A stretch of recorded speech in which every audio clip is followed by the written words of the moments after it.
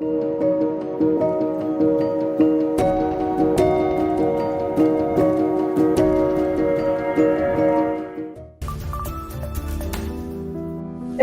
is the great equalizer.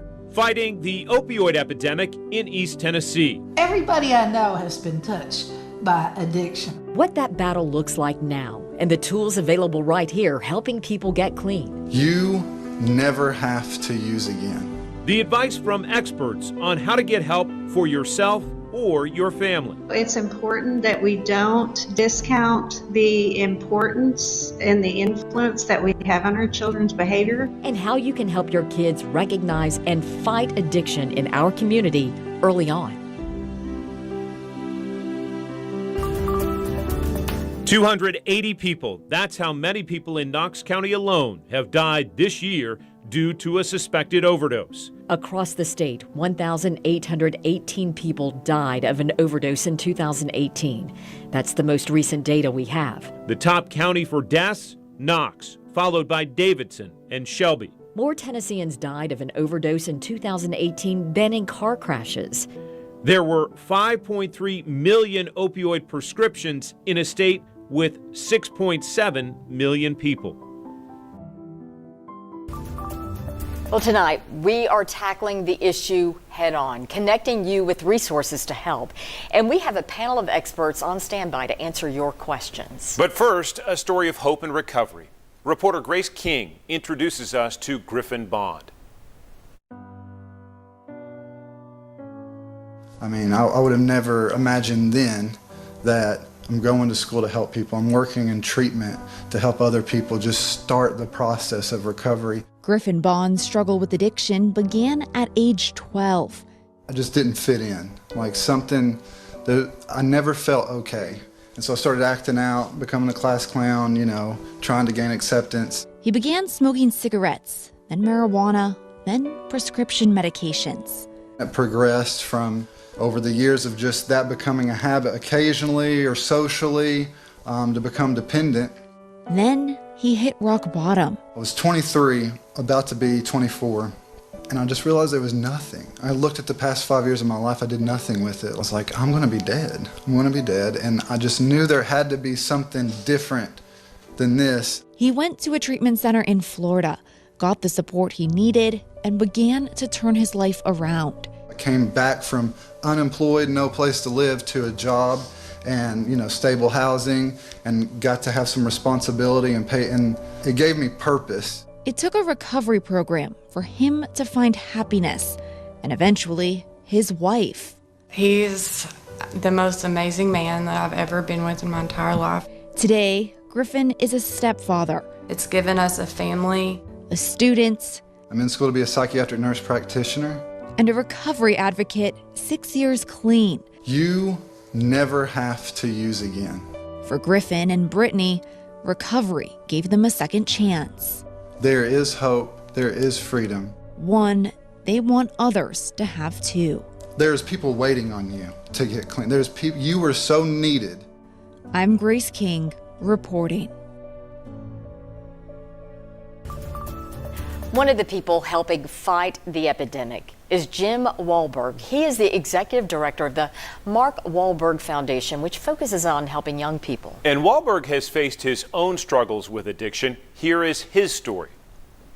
My story of addiction started at a very, very young age. I had my first drink of alcohol, and not like sneaking a sip of dad's beer, but a real drink. I was about 8 years old. And then, I think nothing really happened in terms of I didn't get drunk, I didn't get sick, but something happened to me inside in terms of I felt accepted. I felt liked. I made people laugh. I was with older kids. And so, I was starved for attention. I'm one of 9 children. My parents were working all the time, 24 hours a day, just to feed us. And so I looked for that attention in all the wrong places. And my difficulties with drugs and alcohol really started to really manifest themselves by the time I was 10 years old. I was already, I was using drugs, I was drinking, I was smoking cigarettes, you name it, and I progressed, and, they talk about progression and they talk about gateway drugs. And that process happened for me. I started with a beer, and I progressed to marijuana, and of course the whole time I was smoking cigarettes, and I progressed to anything that would make me feel different about the way I felt about myself, because the way I felt about myself was not good. To shed more light about the recovery process and the help that's available, we gathered some of East Tennessee's opioid experts to break down the scope of the epidemic here. And we begin with Jan McCoy, who lost her son to an overdose back in 2014. She and our other experts want parents to be aware and educated about addiction. Well, Dane was your typical average kid. He played sports all his life. He had a 3.2 grade point average when he graduated from high school. He was active in church, was in the children's choir. He was a good kid. He did have a high anxiety level, and he somehow, some way got a prescription from a pain clinic in Blount County, and it wasn't long before he was addicted to pain pills. What do you tell other families that they should look for as far as warning signs go, and then also what to do if indeed they find themselves in the same situation you found yourself in? The warning signs are the distance. He was very quiet with me. We always had a very open relationship. He could come to me for anything. He started being very secretive. And then I noticed that things were missing from my home. He started stealing from us. And, those were all flags. But of course, the sad part about addiction is the person that has it doesn't believe that they have anything wrong with them. It's a very complicated disease. I mean, you could not have a rational conversation with him. So it's difficult to get him the help that he needs. However, my advice to other parents is to, set up boundaries as far as when he steals, they steal from you, or they're disrespectful to you. You have to set up new boundaries and let them know that that's not going to be tolerated, and then make sure that you follow through on those boundaries. To be honest with you, as soon as a child can read, even if you're having to administer like over-the-counter medications, like say your child has a fever, let them help you, pull out the medicine, let them help you read the label, how much does it say you should take. Let them help you measure it out. And just during the course of doing that, as a parent, you're sending a message that it's important to take things as directed. It's important to measure and to be accurate and never take more than you're supposed to. The earlier the better, because genetic predisposition occurs at birth if there's a family history. And addiction is not just to substances. At the Village, what we do is we teach about process addictions, and those are behavioral addictions that can come very early and can be in the family even if there's no substance use. So the earlier the better. We know this education is happening in schools, but it's important from your perspective, as I understand, to have it going on both at school and at home. Why is that so important? Well, again, parents have the greatest influence on their children. Even as teenagers, when they do the eye rolling and pretend like they don't really care what you have to say, they are listening. So it's important that we don't discount the importance and the influence that we have on our children's behavior. And so it's very important as parents that we arm ourselves with accurate information, because again, kids can fact check us these days. They can Google anything. And so you need to make sure that you understand the facts out there so that you can give accurate information to your kids. And you need to be that askable parent. Families need to have these conversations. You need to have an open and frank dialogue with your kids. You need to listen to them. You need to have an understanding of what's going on in your own medicine cabinets, as well as what's going on in the school and in your community. And we have our full interviews with all of those experts right now at WBIR.com. Just click in the As Seen on TV section of our app. And we know this is a complicated topic, and we are here to help you find the answers. If you have a question for any of our experts, just text them to us. The number is 865-637-1010. We will answer them after this special in a Q&A style town hall on Facebook Live and on our YouTube page. Still ahead tonight, how drugs work, the chemicals that create addiction, and the barriers to getting treatment in East Tennessee. And as we go to break, the National Addiction Hotline is open 24/7 to provide help, and these national websites have dozens of resources. We'll be right back.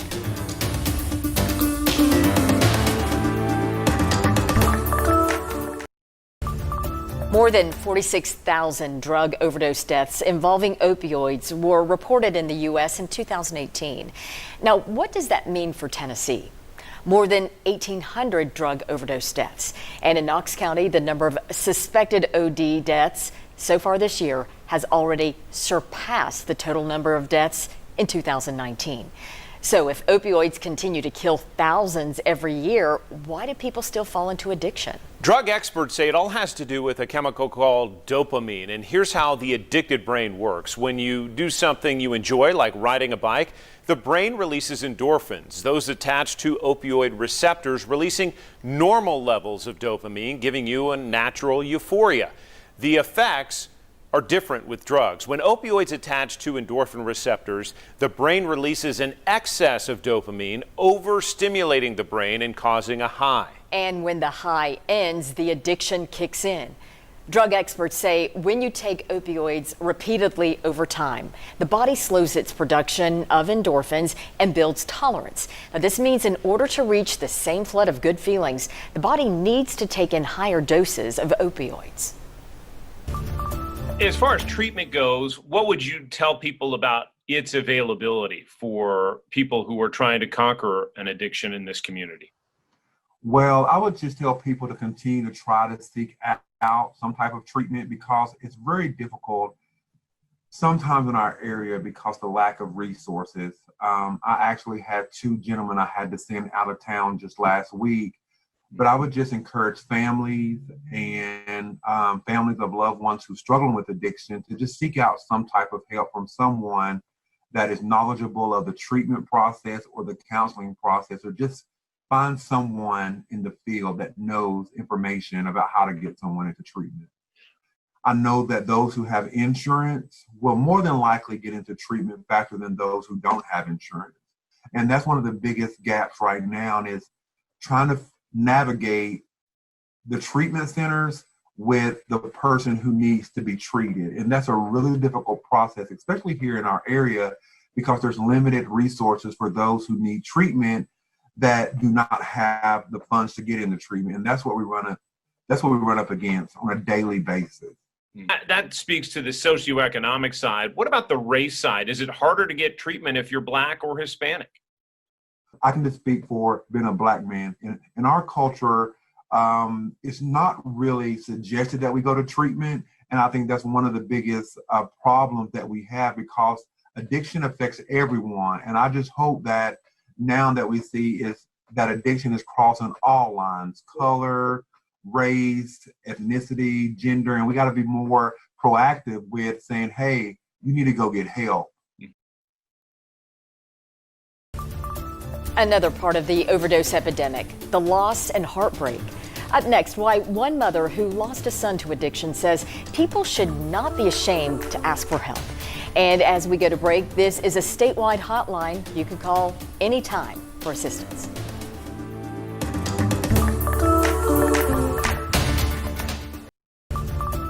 Addiction has certainly taken a toll on East Tennessee during the past decade. But those left behind are fighting to make a difference. Reporter Grace King introduces us to one Blount County mother who isn't afraid to start that conversation.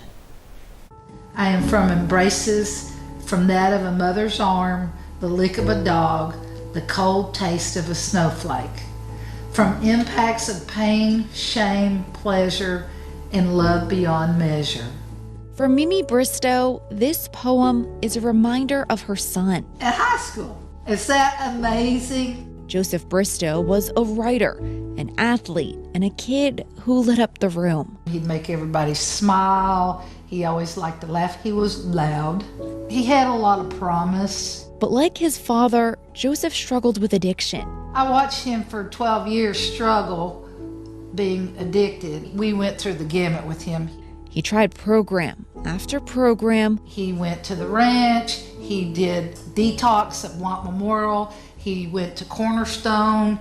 He did True Purpose. And finally got clean. He was going back to school. He was talking about getting a law degree. But after 14 months sober, Joseph relapsed. I don't know what sparked him to want to use again. On December 3rd, 2019, he died from an overdose. In his obituary, I put that he lost his battle with drug addiction. Well, a bunch of my friends said, oh, that's brave that you did that. I said, it's not brave, it's the truth. And people should not be ashamed. That phrase was Mimi's way of raising awareness. Everybody I know has been touched by addiction. And her way of letting others know there is help. It shouldn't be a secret. It shouldn't be something you hide. So that's the best advice I can give any parent. Get some help. Go and seek out help wherever that is. I'm Grace King, reporting. And if you need help, there are countless resources right here in East Tennessee. They include the Metro Drug Coalition and the McNabb Center. Their websites are listed on the screen, and you can find more in the As Seen on TV section of the 10 News app. Addiction is something, unfortunately, many parents have to face. A recovery therapist with Village Behavioral Health breaks down what you should know as a parent to protect your child. I have a handful of questions I'd like to ask you from our viewers, and let's begin with this one. What should I do if I suspect my child is taking drugs? Make sure that you're having a conversation even before you have that situation occur. You want to talk about what's going to happen if that situation does occur and have the rules, kind of clear, concise rules of what's going to happen. The biggest thing is not to overreact, because you don't want to shut down the lines of communication with your teen. You don't want to teach them not to come to you. It's a really awesome thing to have your teen come to you and tell you that something's happening. But if you suspect it, the best thing to do is to gain evidence first before you address them. Tell them things like the things that you've seen that are different, and don't overreact. But also don't ignore your gut instincts either. You want to make sure if you know your child, if their priorities are changing, if they're acting different, you definitely want to interrupt anything that could be happening. You touched on this a little bit, but what if a parent finds drugs in their child's room?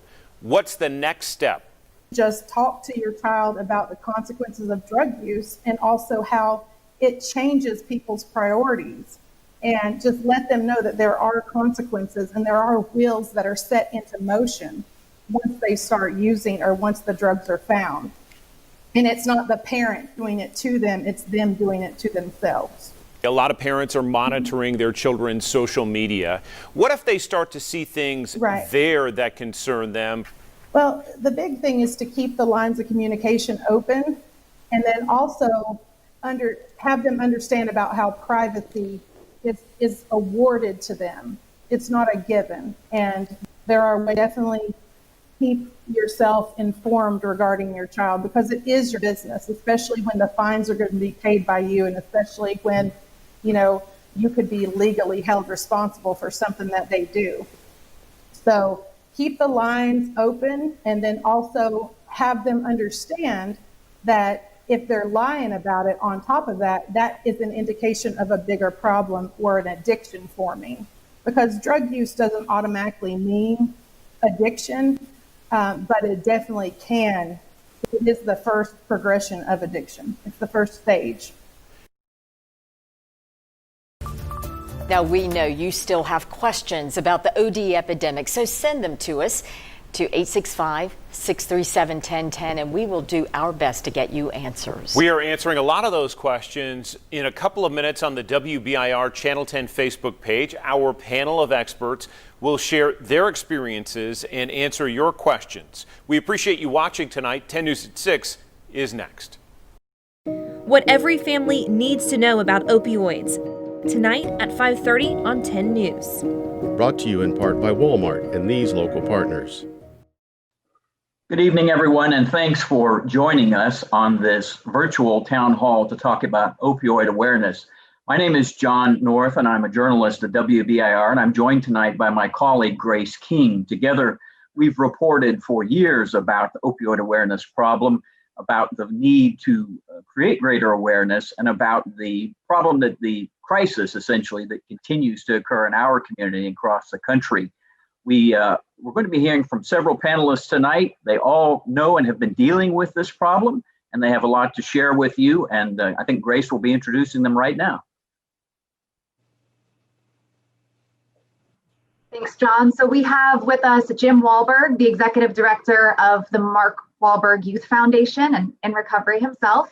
We have Todd Scott, special agent in charge of the DEA Louisville division. We have Karen Pershing, executive director of the Metro Drug Coalition here in East Tennessee, and Dr. Kip Wagner, the medical director for Cornerstone of Recovery and regional performance medical director for Team Health. Thank you all so much for being with us here tonight. We know how important this is to those of us in the community. Thanks very much to you all, and to our audience as you all watch. Please, if you have questions, we have the availability to answer your questions. We want to hear from you. And these folks are happy to respond to your questions. You probably have a lot of things that you'd like answered, and you may have experiences you'd like to share. So please send those in. You could do that by Facebook. You could text us at 637-1010. So let me start off the conversation with Jim Wahlberg. Mr. Wahlberg, you're an activist. You lead the Wahlberg Foundation. You're an author. You've written about this. You've been preaching essentially for years about this. I'd like to know your thoughts on why you're so passionate about it and how you think we're doing these days. Well, first of all, thank you so much for having me here. And also thank you for having this very important conversation, right? Because the more we have this conversation, the more we chip away at the stigma. For me, really a more important question is, why isn't everybody doing more? Why isn't everybody on the front lines, right? We are losing Americans, human beings, people, right, at a rate of somewhere around 75,000 a year to overdoses, right? That's alarming. Many of those people are very young people in their teens, in early 20s. So, I'm a person in long-term recovery. I come to this space by way of, I'm enjoying my recovery, living a great life. And this epidemic starts to really take hold of our country. And I start to hear from people that have lost their children. And I felt obligated to be part of a conversation. And what that meant for me is I made a film. And it's the film that we show usually at these opioid youth summits when we're in person. And I made a film and thought I would contribute that film and move on. And ultimately what happened is I met hundreds and hundreds of people who have lost their children. And I kept getting requests, come have a conversation, help us facilitate a conversation, show us your movie, talk to us, share your experience, strength, and hope with us. And so really out of guilt, almost 10 years later, I'm still here, right? Because I couldn't walk away, right? I felt like, how dare I? Right? Every day, hundreds of parents that have lost their children wake up in the morning and they go out and fight for my children. So how dare I not go out and fight for others' children, right? And so it's as simple as that for me, right? And I had no idea when I started this process that I'd still be doing this, that I would have traveled around the country for the last 10 years, that we would have shown the movie if only to 250,000 people. I had no idea, right? But I'm being used in a way that I can be effective, that I can, when you we have some very smart people on this panel. And so I don't want to just, say anything when I speak to a person that's struggling with substance use disorder, when I share my story with them, they understand that I know the struggle firsthand, right? As opposed to having learned it in a book. And there's a connection there that other people don't really have. And there's a trust and a bond that is developed, right? That they know I'm not going to point them in the wrong direction, that I see the light at the end of the tunnel and I can point them in that direction by just showing them what I did, right? And I'm no genius. I just did what people in front of me did. Thank you. And because of the pandemic, we've seen an increase in overdoses, particularly here in Knox County. But Special Agent, for you, what effect has COVID-19 really had on your operations across the region and here in East Tennessee? Well, again, I also want to echo what Jim said, and thank you for having me on here. This is, I'm wanted to be involved tonight as a special agent, talking about the work that we're doing. Clearly, in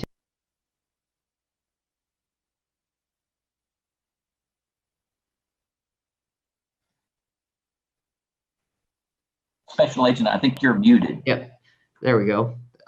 For us, it's kind of a multi-pronged approach to the drug opioid epidemic. It includes obviously the law enforcement component, kind of a diversion component, and then this component, which is community outreach. And quite frankly, again, although I'm here to talk about our work as agents, I'm also here as a parent. So this problem is not just professional for me, and clearly the opioid overdose epidemic is a huge legal enforcement problem for us. We've seen the numbers grow dramatically, but it's also a personal situation because I have kids, I have family, and I have seen this problem affect the lives of those around me as well. So this is kind of a unique platform for an agent to engage in. You know, I've been doing dope work for many, many years. I've done undercover, done a lot of cases, been on the streets making these sort of drug cases, and very rarely does, or at least for a long time, this side of it, the community outreach piece, the demand reduction piece, the education piece, we left to other people. But I'd say in the last decade, DEA has realized, I think as many people have, that, you know, it's kind of a cliche to say it now, but you can't quite arrest your way out of this problem. And so we have kind of created through Operation 360 and some other stuff, this holistic approach. Not only do we bring all of our law enforcement and the regular, you know, crime fighting tactics to bear, but we also bring this community outreach part to bear as well. So we come in, work in communities, we clear some time and space, and then educate families as well with what we're seeing in Tennessee and then across the nation as well. Thank you, Agent. And as we converse, we're going to mention some efforts that you guys are involved in that are coming up this month. October is an extremely important month for that, and we want to talk about that. But let's shift now to talking with Karen Pershing of the Metro Drug Coalition. Karen, for a while there before this virus hit, it seemed like you were on our air just about every week trying to stress what was going on in our community and how we could combat it. And I want to sort of follow up on what Agent Scott said in terms of this is an affliction that spares nobody. It hits children, it hits middle-aged people, it hits the elderly. What are we making any progress in our community, do you think? Well, I think there's been quite a bit of progress made in terms of the opioid issue itself. We've definitely seen a decrease in prescribing. So we've done a lot of good work educating medical providers and prescribers and looking at alternatives to pain management instead of just automatically going to a narcotic. We've also made headways in our neonatal abstinence syndrome in a reduction in babies being born exposed to opioids.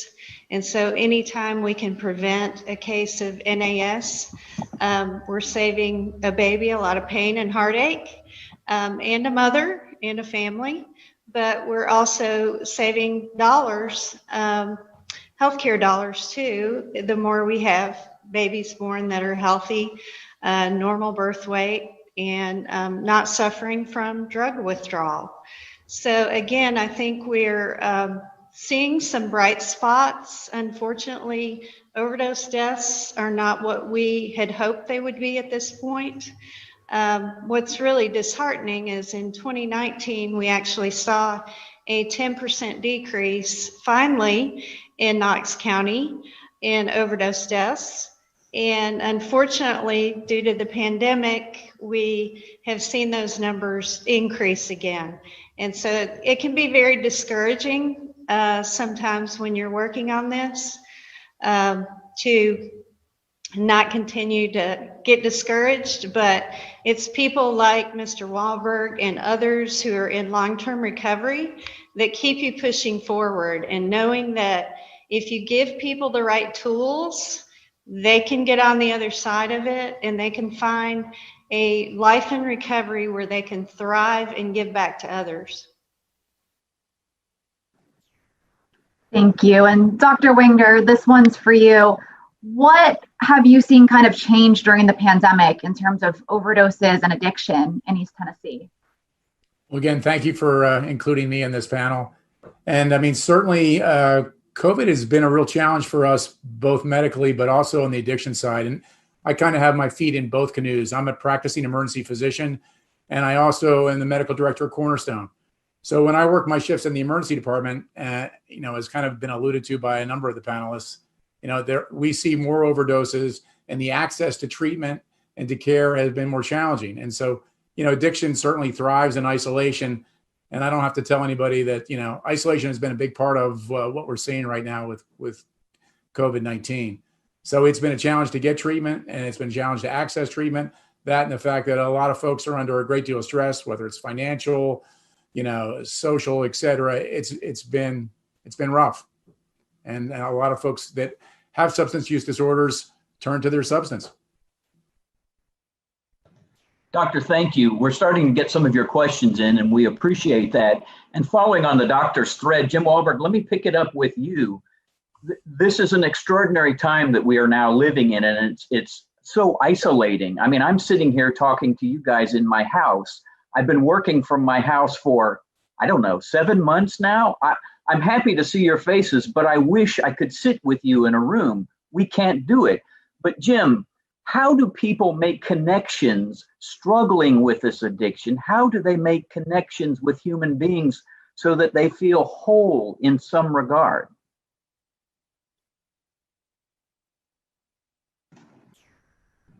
I believe you're still muted.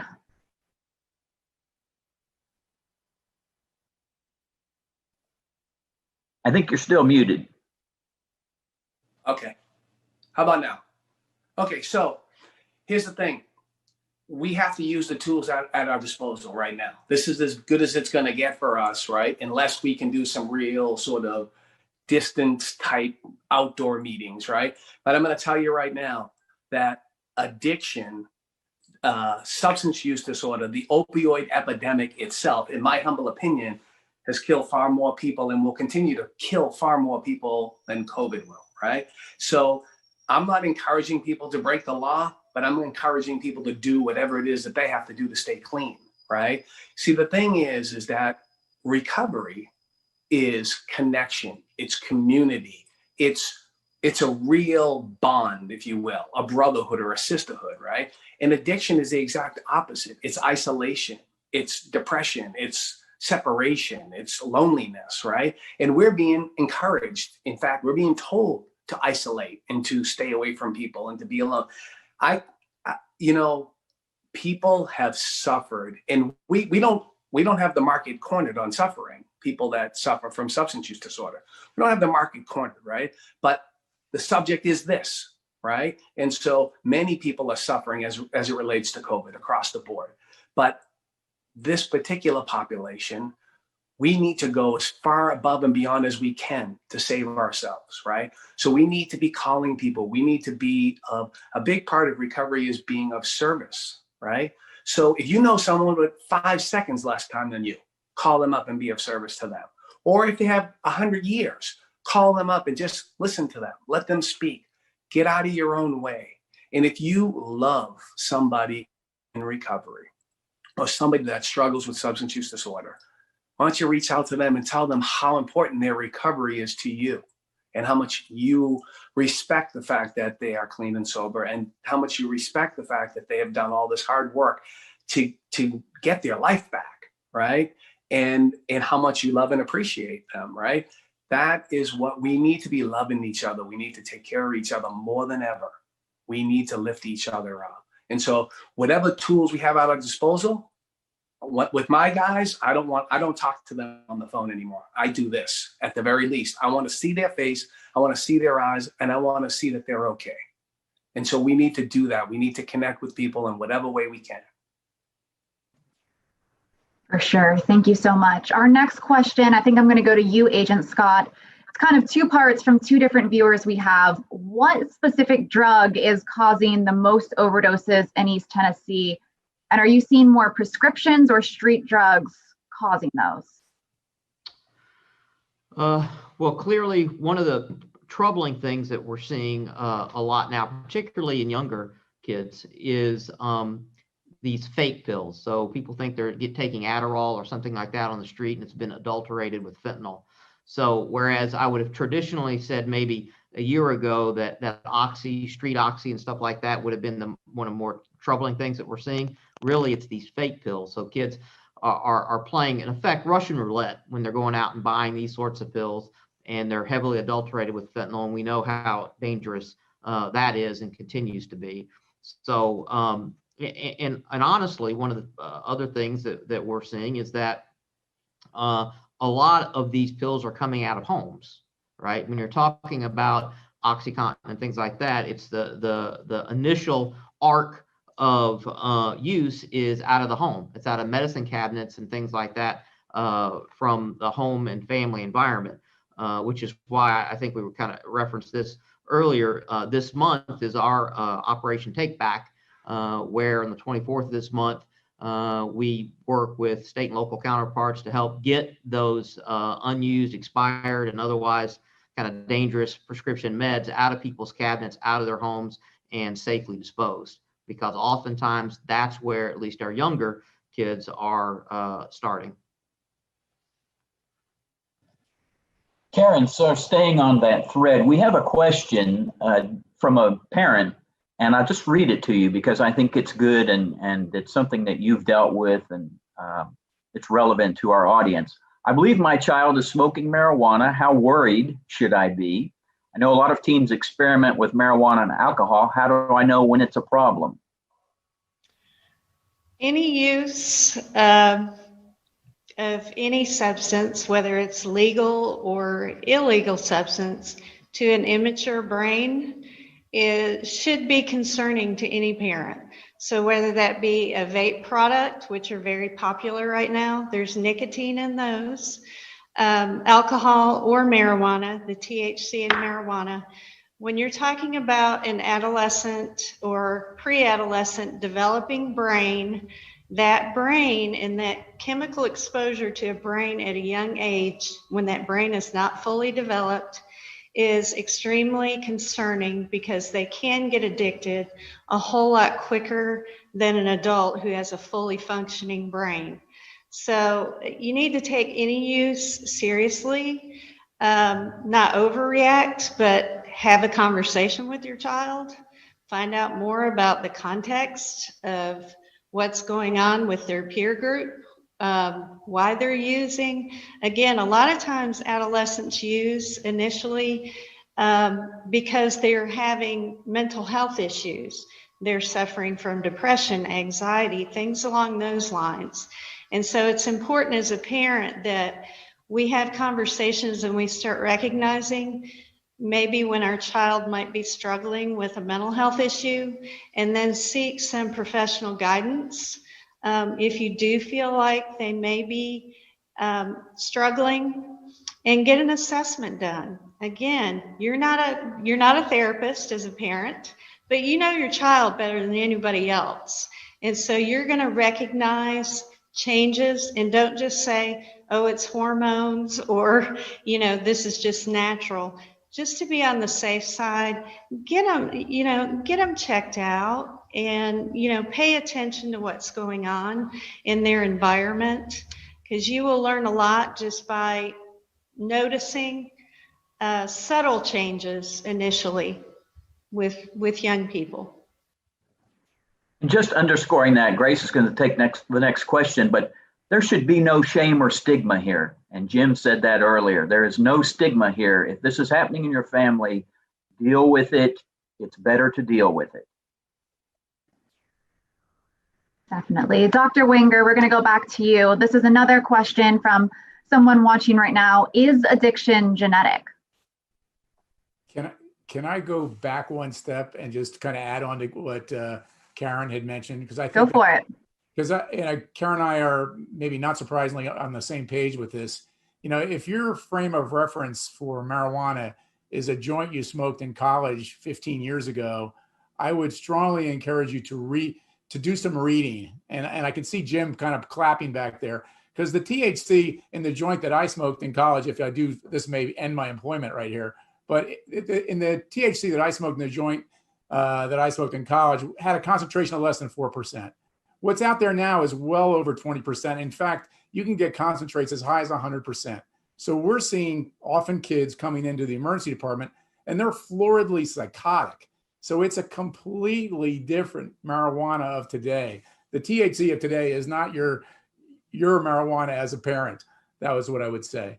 And your actual original question was regarding genetics. And certainly, addiction is a multifactorial illness, a chronic brain relapsing illness. And certainly genetics play some role in that. Obviously, we can't get past our genetics. But we know that as prescribers of opiates at times, we need to look at a person's susceptibilities. And if there's a family history of drug use, obviously that should be a red flag. Karen referenced also mental health illnesses. As many as a half of the patients that we see in the substance use treatment side have some underlying mental health issue, some co-occurring illness, which is the term used now to describe that. So that's pretty common. So we really have to be careful. And I think we've been somewhat more judicious as far as prescribing, although unfortunately, I will say the state of Tennessee is in the top 3 of opiate prescribing per capita. Once again, and I don't mean to make fun of this, but we're behind Alabama once again. Sorry, SEC reference. Jim, do you want to jump in here? It looked like you wanted to say something. Feel free. Yeah, I did want to say something. I wanted to talk about this marijuana. So here's the thing. Marijuana now is chemically and genetically altered, right? With one goal in mind, and that is to create repeat customers, right? It's extremely addictive now, right? As opposed to maybe like the good doctor said, right? Maybe 15, 20, 30 years ago, it was growing in the ground in somebody's backyard. I don't know. It was a gateway drug back then for me too, right? But what I'm talking about is the effect that this chemically and genetically altered stuff has on the minds of young people. And the doctor talked about that. And we need to be focused on that, right? Because it's like, you can't believe the marijuana companies. It's like believing the tobacco company, right? That you're not going to get cancer, right? They told us that for years and years and years to make money. And that's a big problem. We need to be focused on that. And so I would encourage anybody that has found that their youngster is smoking marijuana is to have a serious conversation with them about that part of it. And as well, I would absolutely talk to a professional. And do it straight on, right? Don't mess around. Straight on. I mean, kids, they don't come with a handbook, We're all doing the best we can, right? And I've dealt with this in my own home with one of my own children. And so it's difficult. It's tough stuff. But there's a lot tougher stuff that can be happening in your life as a result of not addressing substance use disorder issues at home. Jim, stay with us. Some of the folks that are watching us are asking us if you could talk, just let us know some of the movies that you have made about this that may be available that they can see and the ways they can see them. Sure. Okay, so my newest film, which is online right now, is called What About the Kids? And that film looks at it from a child's perspective. that child loses their mom and is now being raised by their grandparent, which is a very common occurrence now in our country. And you can go to whataboutthekidsfilm.com to see that movie right now. The film that we show at our opioid youth summits is not yet on Amazon, but we're putting it on Amazon in the next month so that it'll be available to everybody. But we have a couple of other films up there. One is I Played the Giants on a Monday Night, and it addresses an athlete who ends up on opioids. And so the films are available. They're out there. And we also, we are still, as soon as the government says go, I just bought an RV. I'm hitting the road again. And I want to be out there. I want to be having this conversation with people, showing them the film and having this conversation, because I think the two go together. But I encourage people to see What About the Kids. It's we've had 165,000 views in the last month. Those conversations are really important. And Special Agent, I want to go to you next. You said there's a couple big events coming up this month that, are starting those conversations. Yeah, and again, I'll reemphasize our Take Back program. It's something the DA has been involved with for many, many years. And it's been very successful at getting expired and unused medications out of people's homes. Again, which is that sort of gateway or pathway that we're seeing a lot of our young adults start their drug abuse problems with. The other thing that we do every October 23rd through the 31st, is our Red Ribbon Week. And it started as a way to kind of memorialize the life of Kiki Camarena, an agent who was killed doing this line of work. But it's become kind of a uniform way for communities nationwide to take a stand against drugs and drug use. During that week, agents go out, we talk in schools, we wear the red ribbons, we participate in a lot of community events, and it's a way for kids to stand up with their red ribbons and say, we're going to take a stand against drugs and drug use, and we're going to take a stand in our own homes and communities. Thank you. We've got a few minutes left, and of course, we have a lot of territory we want to cover, may not be able to get to all of it. But Karen, I just wanted to ask you, if I could, I'm going to kind of put you on the spot. You live with this, you deal with this, you strive to offset it every day of your life. If we could grant you one big wish about this crisis, what would it be? Wow. That's a big question. It is. Yeah. Gosh, I mean, if I had to wave a magic wand and I tell everyone if I could sprinkle some pixie dust, I would just make addiction go away. I mean, wouldn't we all just like to see this totally go away? So that's just my grandiose response to that. But in the meantime, until we can get to that point, we've got to figure out a way, again, to decrease stigma, increase prevention efforts so that there are fewer people in the pipeline that end up with a disorder. And then we also have to engage in getting more people into treatment and making sure there's adequate access, and not telling people, especially those without insurance, you've got to wait 2 or 3 or 4 months to get in, because we have a waiting list that's 3 or 4 months long. It's totally unacceptable. And we don't accept it for any other illness or disease. Why is that okay for addiction? It shouldn't be. And so again, just overcoming some of those barriers, having recovery support services available, and having a thriving recovery community in every community in the U.S. where people gather, they support each other, and there's a connection. Again, Jim mentioned this and how important that human connection is.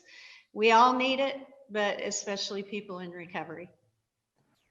For sure. And I just want to kind of finish this. We have about a minute and a half left. If everyone could just take 15 or 20 seconds, what's the one takeaway that you want everyone watching this at home to get? Dr. Wenger, we'll start with you.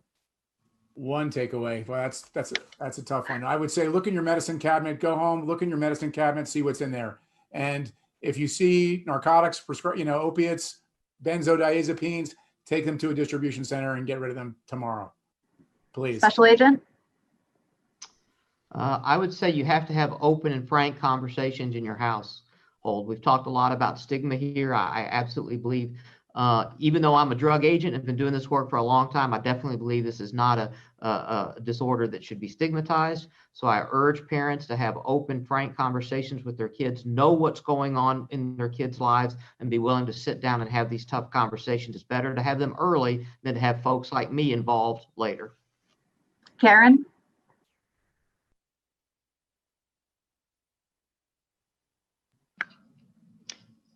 I guess my biggest thing is it's just for everyone to do something.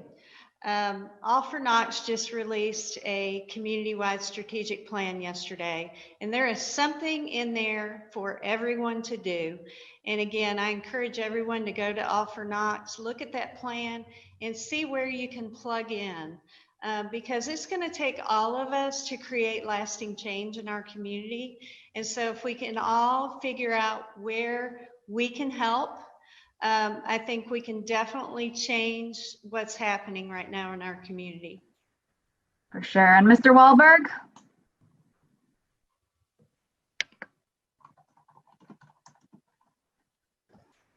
I believe you're still muted. Oh, there you go. There we go.